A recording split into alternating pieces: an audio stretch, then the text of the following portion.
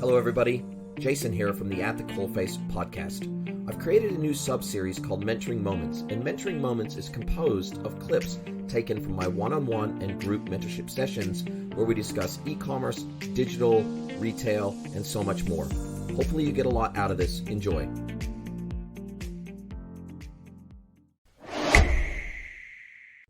Hello, everybody, and thank you for joining us again on Mentoring Moments. I'm here with Jagmeet, and we're talking about how do technology platform vendors, how do they open a dialogue with merchants when the merchant perhaps doesn't think that they have limitations, or they don't think they have issues, or they don't think they have challenges, or they think that they're already providing a cutting-edge user experience, or they think they're already providing a cutting-edge omni-channel experience. How do we open a dialogue that allows us to tell a merchant or a client that their baby's ugly without being offensive? And how can we do that on a very highly informed basis? That's one of the key things we wanted to talk about today, wasn't it, Jagmeet? Yeah, no, absolutely. Because there are times when executives don't realize that the experience they're offering is really substandard from where the industry should be at. Yeah, let's chat about that. Yeah, and I think there's a couple of key things that need to be raised potentially with the merchant. Now, this is really a high-level 50,000-foot view of this conversation, and there will be some slight tweaks. There'll be some use case specific points that you'll want to bring up depending on the merchant that you're speaking to. But from a very, very high level, what I have discovered in all my years of working in this space is that there's two key things that can oftentimes open a dialogue in a way that we as consultants, as people in the space, that what we're really trying to do is we're trying to tell a merchant that their baby's ugly. That's our job. Our job is to disrupt them in a positive way so that they can look through a different lens at their business, so that they can understand their customers' expectations or their target customers' expectations better, so that we can help them develop the empathy gene that they need to create a truly cutting-edge omni-channel experience for their customers. So that's very hard to do, because the moment that you start telling someone that they're not doing something right, it tends to get their back up. They tend to get defensive. So it's about how can we get our foot in the door long enough to open up that dialogue, to start pointing out some areas that maybe are ripe for improvement, especially considering the fact that many times the people leading these businesses, i.e. the CEOs or CXOs or the board members of the business, they are not representative of the customer base that business is targeting. They might be sharp operators. They might be sharp financial people. They might be sharp merchandisers, whatever the case may be. But unless they are actually part of the target demographic of that business, i.e. they are representative of their own customers, then oftentimes there will be a massive gap between what their target customer wants and needs out of their experience and what the business provides, simply because the leaders of that business have no freaking idea what the customer wants and needs, because they're not talking. They're talking at their customers as opposed to talking with their customers. So one of the ways in which you can crack open this dialogue is to become almost like a secret shopper.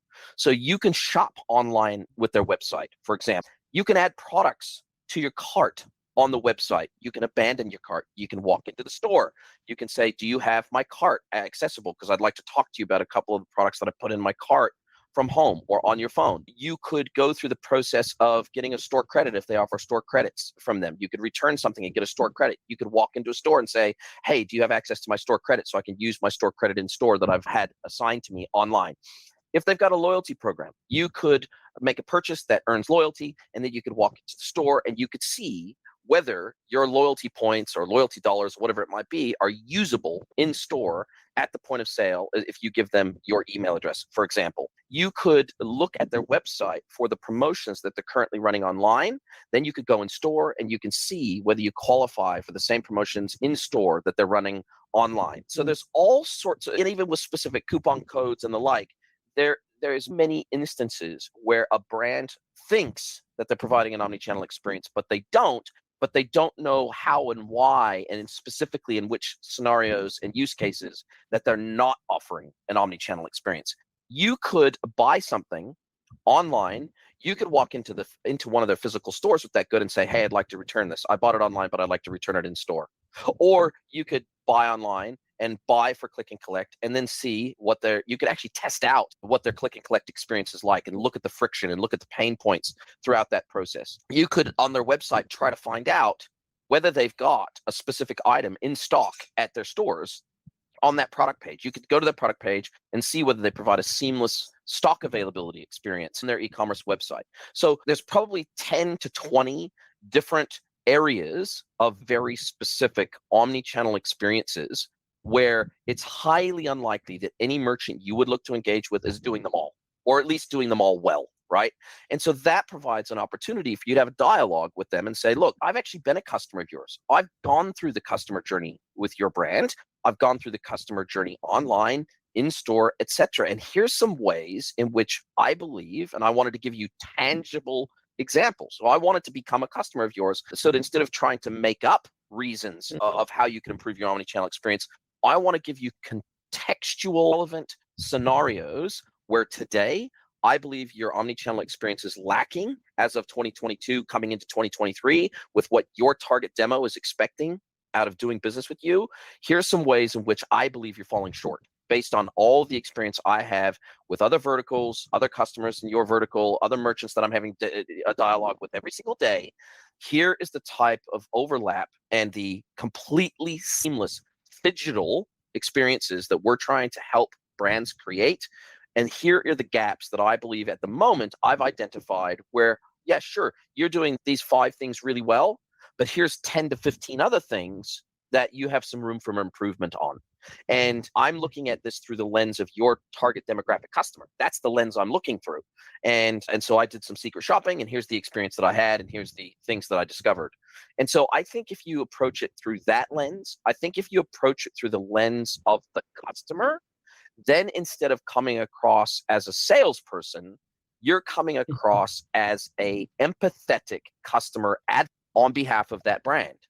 And that, by definition, can help to lower the walls of defensiveness when you're having that kind of dialogue, if it's grounded in the reality of what it's like to be a customer of that brand. Does that kind of make sense? Does that feel like a way in which you'd be able to open dialogues with potential customers of your technology?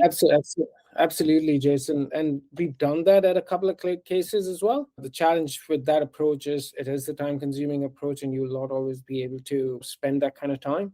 But I absolutely agree that it does and will continue to help lower the walls, as you mentioned them to be, just the wall of defensiveness. I think no one likes to be told their baby's ugly. And when we go out with the best of intentions, trying to help retail brands improve their experience, I think it is sometimes about taking the emotion out of it, just getting very factual, stating facts, and helping them see from a customer, their shopper perspective, where the opportunity lies and where they can do better. Totally agree with you.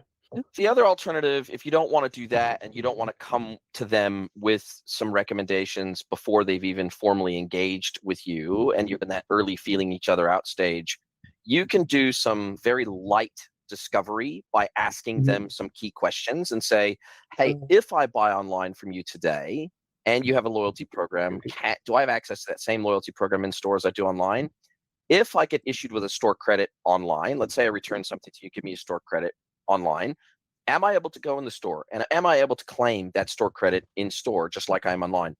If I buy online with you today and I decide to return that good to you and I walk into one of your stores, am I able to return that in store just the same way as I would returning back to base and sending it back to your online returns portal or whatever it is, service? Am I able to access the same promotions in store that I am online and the same catalog type bundles and the other types of things that you do online to add value online to that experience? Can I access those when I'm in store at the same level? Can I, if I add something to my cart online while I'm authenticated so you know who I am, and I walk in store and I give you my email address, can the store staff access what was in my cart online when I added those products to my cart online so that I can actually have a dialogue with them in store about those items and ask them questions about what's in my cart and ask them whether they're available in store?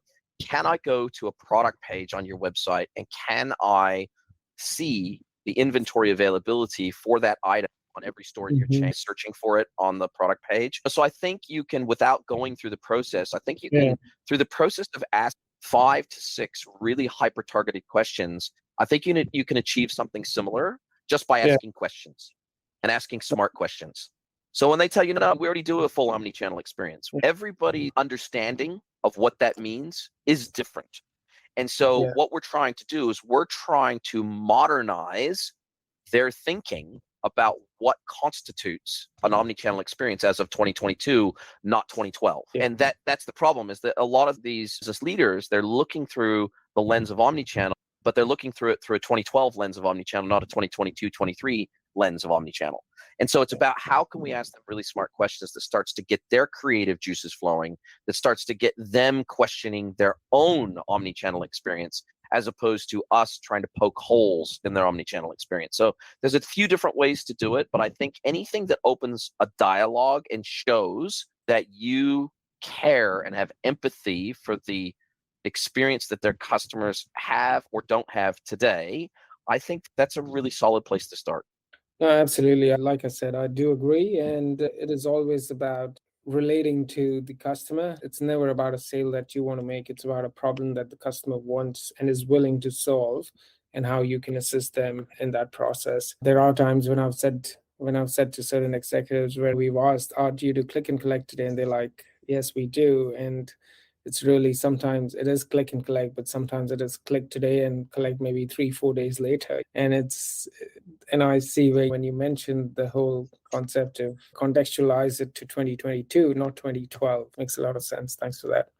Yeah, absolutely. And I think you raise a really good point, which is that click and collect can take multiple different forms. Click and collect, for many brands, they take the easy way out and they ship to store, right? So instead of shipping to the customer's address, the delivery address becomes their local store. And then the store contacts them when it arrives. But true click and collect, proper click and collect, leverages the inventory of the stores and routes the order based on order management routing and an order management system. It routes the order to the correct store. And then if, say, for example, the bulk of, let's say they've got 5 items in their cart, 4 items are already available in the store today, but 1 item has to be shipped to the store before the collection can be made. That kind of cascading order routing rules, they have to live somewhere. And if they don't live in the ERP, then they got to live in an order management system. If they don't live in the order management system, they got to live in the warehouse management system. They got to live somewhere. And ultimately, that inventory has to be able to be exposed through the customer journey on the website in order for them to take advantage of that customer journey. And so oftentimes brands get quote unquote lazy with the type of omni-channel experience that they create, because they're just trying to tick the boxes. They're just trying to tick the click and collect box. They're trying to tick the ship from store box. They're trying to tick a few omni-channel boxes, for example, but they do it in basically the lowest common denominator way. They do it in the lowest lift way. They do it in a way that is the easiest and the lowest complexity way to implement, regardless of whether that's actually the kind of experience that their customer wants or not, or whether it comes across as a half-ass experience to the customer when they are experiencing it. And I have the absolute expectation that when I do click and collect, that I'm actually seeing the inventory either on the product page or at the very least at checkout. I'm seeing where I can actually click and collect that item today, right here, right now, within an hour. But unfortunately, many brands are not transparent about the type of click and collect experience that they're providing to the customer. And so they set themselves up for failure simply by not being transparent. If they were transparent, I don't necessarily have a problem. If a brand wants to ship to store as their version of click and collect, at least as part of phase 1 implementation, I'm okay with that. But be fucking transparent about it at checkout and tell the customer that's what you're going to do. And so it's not going to be available for collection for 1 to 2 to 3 days, because we actually have to ship it to the store. Then we'll let you know when it arrives at the store for you to collect. If you're pulling from store inventory and you're presenting store inventory, then be clear about that too. Tell the customer this is going to be available for collection within an hour or 2 hours or 3 hours or whatever the target timeline is you have for that. And we'll let you know as soon as it's available for you to collect. So I think that many brands, they take the cheap, lowest resistance, lowest lift opportunity to try to tick as many omni-channel boxes as they can. And again, I don't necessarily have a problem with that, because everybody's got to dip their toes in the water before they go whole hog and an omnichannel experience, I think it can also become a bit of a self-fulfilling prophecy. Because if you try to do click and collect, which is actually ship to store, and you are honest with your customers, you're transparent with your customers, and you say this is going to get to the store within the next 3 days, then what that's going to introduce so much friction to click and collect that you might have very low uptake of click and collect. And so it might become a self-fulfilling prophecy. You might implement that, and then nobody takes it up, or only 5% are click and collect orders because nobody's wanting to wait 2 or 3 days to make a click and collect. And so therefore, you then could realistically say, based on the data of the uptake of our click and collect, we're not going to invest further in click and collect to make click and collect from store inventory. We're not going to invest further in this experience because we have hardly anybody using it. But the reason you have hardly anybody using it is because it's a shit experience. And so it becomes a self-fulfilling prophecy. And so I think brands have to really just think about the lens that they're looking at their omnichannel experiences through. And they have to look at it through the lens of empathy first. What type of experience are you actually creating for your customers? Don't just tick boxes, but are you actually trying to create the best possible experience you can for your customers over time? And are you trying to improve that incrementally over time through constant and consistent investment into that experience? And if you're not, if the answer to that is no, then I say you don't give a fuck about your customers. I say you've gotten lazy. I say you're resting on your laurels. I say pull finger and actually build the empathy gene inside your business and build empathy into the feedback loops that you're creating for your customers so that you're constantly improving. And I say, if you don't do that, you don't deserve to be in business and you can fuck right off. So I know that sounds harsh, but that's genuinely how I feel. And I really believe that significant percentage of Me Too retailers are going to be out of business within the next decade. And you know what? The vast majority of them fucking deserve it because they've been lazy. They have benefited from cheap and easy online acquisition over the last decade. And that's about ready to get really expensive and really hard. And so the reality is that these guys who have rested on their laurels for the last 3, 4, 5, 10 years of cheap and easy online acquisition, and they've put no energy and no love into customer retention and customer service and wanting to really build a relationship with those customers because they were happy to churn and burn them because acquisition was so cheap and easy. Digital acquisition was so cheap and easy that they really didn't need to have high rates of customer retention. And now all of a sudden, with the death of third-party cookies and iOS privacy changes and all these things that are happening in the industry and the rising cost of performance marketing becoming totally unsustainable for most brands, now they're scrambling. Now they are scrambling to implement a CDP. Now they are scrambling to implement very customer-focused, very retention-focused marketing strategies that they just haven't given a shit about before. And they've got a gun to their head, which is forcing them to do it when they should have done it 5, 10 years ago.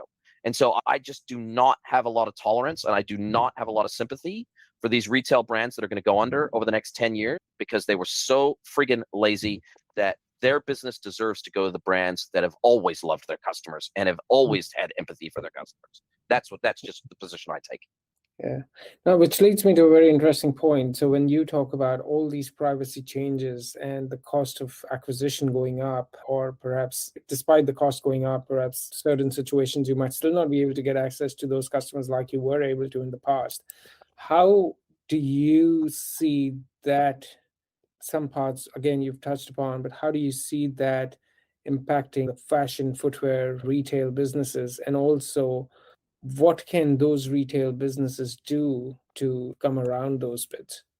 There are no silver bullets. And one of the other reasons I think that most retail of today, I think 75+% of the retailers of today will be gone in the next decade, and they will be replaced by direct to consumer retail. So they're going to be replaced by manufacturers, wholesalers, and distributors selling direct to consumer through not only their own website, but also through marketplaces, which in my opinion, marketplaces are the new department store. So you can go and you can shop with 5 different merchants on a single marketplace, have one unified cart, one unified payment, one unified checkout, and it just gets sent to you. So they are the modern department store. And the other thing about these marketplaces is it allows all of these manufacturers, wholesalers, and distributors to have direct access and customers of their products, right? And so I think that the ways in which brands acquire customers is going to change dramatically. It is simply going to be totally unsustainable for most brands to build their customer base through traditional performance marketing channels. It's just going to become, it already is for most brands, totally unsustainable, which is why we saw as the demand for online products and services exploded during COVID, we had a lot of what I call COVID-induced businesses or COVID-born businesses or COVID-native businesses. And all these people they were off work or they were out of work or whatever, or these brands that never had an e-commerce experience or it was a legacy e-commerce experience, they all threw everything at e-commerce that they possibly could. And so we had a lot of COVID-founded businesses because the TAM, the total addressable market, exploded during COVID. Now, all of a sudden, that market's going back to the mean. And all of a sudden, all those customers that were buying online almost exclusively for 2+ years, now they're buying in stores again, and we're going back to the mean, where somewhere between 10 and 30% of all retail is e-commerce, but it's not 70, 80, or 90% of all retail is e-commerce. And so a lot of these businesses that benefited from the TAM exploding during COVID, that TAM has evaporated. It's gone back to the mean. And so therefore, there's an oversupply of e-commerce to e-commerce demand. And so it is the largest, most successful retailers that have the deepest pockets to weather the coming economic storm that will survive on the backside of this. And it's all these pure play e-commerce businesses that were started mostly as side hustles during COVID. They're all going to go away. They're all going to all disappear because the TAM just isn't there to support all of that many players. It's not. And we're seeing that already with the layoffs over at Shopify, with the layoffs over at BigCommerce, with the layoffs over at VTEX, with the layoffs over at basically, you look at any big tech company that has its finger in the e-commerce pie in any way. We're talking all the way from the top of the stack in the customer-facing technology all the way to the back office.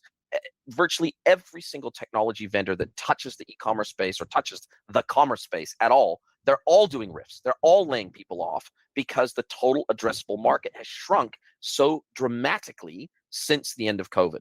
And so I think we're going to continue to see this. There's a rebalancing going on in the e-commerce space. And there's a lot of retailers that just won't survive it. They will not survive the rebalancing, and they will not survive the next 12 to 24 months of economic contraction due to rising interest rates. They just won't. And but that's how it's supposed to work. That is how a free market economy is supposed to work. It is supposed to be a meritocracy. It is supposed to award and reward the businesses that are doing things right, and the ones that are lazy and doing things wrong, they deserve to go out of business, and their market share goes to the businesses doing things right. Yeah, look, I think that this is very normal. This is part of the normal economic cycle. And I think it incentivizes the right investments over the longest period of time. The retailers that have put the right investments into the right things over the longest period of time, they will survive. The rest, they're most likely not going to. Thanks for that, Jason. No worries. And I think we covered off, you had a couple of other items there, top e-commerce players out there, some of the big commerce news, which we just addressed, pros and cons of some of the platforms out there. Look, they all have their niches. I think that regardless of what category of software that you're looking at, they all have their niche and they all have their role to play. What I think has happened over the last, say, 10 years is that many pieces of functionality that should be a feature of existing platforms, they had their own SaaS technology built around that one feature or that one function. And so I think we're going to see dramatic consolidation over the next couple of years. I think we're going to see acquisitions similar to how we saw Salesforce acquire Slack and how we're seeing lots of acquisitions taking place. I think we're going to see the very biggest players with the broadest of platforms that are truly platforms as opposed to just features that have been SaaSized. I think what we're going to see is we're going to see a lot of these smaller SaaS companies that do one niche thing very well. They'll either go away entirely and the suite concept. So if we look at Salesforce or NetSuite or SAP, or we look at all these different platforms that can do multiple things in the one platform, even to a degree Shopify with Shopify and Shopify Pause. These platforms that can do more than one thing, they might not do everything perfectly, and they might not do everything at the 100% level, but it's good enough that merchants now are taking a long, hard look at all these different pieces of technology they're running in their business today, and they're saying, we got 10 SaaS technologies in our business today. Do we really need 10? Can we get away with 8? Can we get away with 5? And can we make those 5 pick up some of the slack that these other 5 pieces of our stack are doing today? Can we integrate them in a way that maybe it gets us, it's the 80-20 rule. Can we do 80% of what we're doing today with 50% of our stack? And that's really pretty much every single brand is asking the question, can we do more with less? And so that's why we're going to see SaaS valuations dropping, because the earnings potential is going to drop. Not only do we have a contracting market, but we have brands taking a very long, hard look at how many seats that they're consuming of a given SaaS technology. And they're going, can we reduce the seats by half and have people sharing logins, or having a marketing team have a login, having the ops team have a login? Can we cut seats, or can we cut the technology altogether by moving those functions into other pieces of technology, or having people pick up some additional slack, or through clever integration or automation, can we pick up the slack in another way? And so that's what's happening right now. We've got a shrinking market of total merchants in market, combined with we've got the remaining merchants taking a very long, hard look at every piece of tech and every single process in their business to find efficiencies. So that's what's going to reduce the TAM full stop for most of these SaaS companies over the next 12 to 24 months. That's really interesting, because we also see our platform as a suite. So what we're doing is we're bringing together a point of sales, which is mobile. So you don't need a separate mobile point of sale system. We've got auto management bundling on the same platform. We've got clienteling as a part of the core platform. And we've got all of those Omni features. Whereas a lot of, in the past, where retail brands would have a store associate operate 5-6 different systems, we've got everything happening through one single app. And they can just, and yeah, so what you're saying, and if that becomes a reality, we'd be very delighted with that. Yeah, look, I think any platform that is more of a suite as opposed to a standalone piece of tech, even like a Sin7, a NetSuite, etc., we're seeing more interest from brands, Bright Pearl, and some of these other suite that they have. They're part ERP, but they have other functions built into them. We're seeing suite-based apps growing in popularity, because there is such a thing as a death by SaaS. Because even if your whole entire company runs SaaS across all of its technology needs, you might literally have 10 SaaS platforms that then have to be integrated together through a piece of usually SaaS middleware. But that middleware has a cost. It has a cost to build out the integration. There's a cost to maintain the integration. And therefore, a lot of these brands, even if they can afford the individual SaaS components, they're staring down the barrel of very complex integrations to make sure the data flows where it needs to flow, when it needs to flow there. And a lot of these brands, they're thinking, geez, if we can eliminate 50% of our SaaS endpoints, that's going to dramatically decrease the complexity of our integration, implementation, and maintenance and hosting costs. And yeah, look, I see this suite model really taking hold, but I also see a resurgence of some select bespoke apps and select bespoke integrations that will bring so much automation that, yes, maybe there's a small app that today I'm paying for via SaaS, but I can actually have a bespoke application built on something like Airtable. I've got my mate Oliver Rhodes, who's got his own consulting company now, and he's doing that. He's working with a lot of his customers to de-SaaSify elements of their business where there's a super high cost for certain functionality in the business. And sure, they might have to pay 10 grand, say, for example, to have a custom app built on Airtable to do that function, but it's a one-time cost. And it's going to cost them a fraction of hosting that app on something like Airtable of what they're paying today. So they might pay up for 1 year's worth of current SaaS fees for the current SaaS, the SaaS app that they're paying for, but that's a one-time cost, and they'll get benefit from that app, that bespoke app, forever. And we're seeing some of that take hold too, which is these bespoke applications where they've got an app in their business today that's a single feature app, and they're going, why are we using this? Why don't we have custom app built that does exactly what we want? We can have that built in a month, say, for example. And sure, it might cost us a year's worth of SaaS fees, but from then on, it's basically gravy for us. So we're seeing some of that happen in the marketplace too, which for the last decade, brands haven't looked at that as an option because they've just said SaaS everything. Always interesting talking to you, Jason. If you'd like to register for free for the Mentor Sessions with Jason Greenwood, head over to greenwoodconsulting.net, scroll all the way to the bottom of the page, and click Get Mentored by Jason. See you there.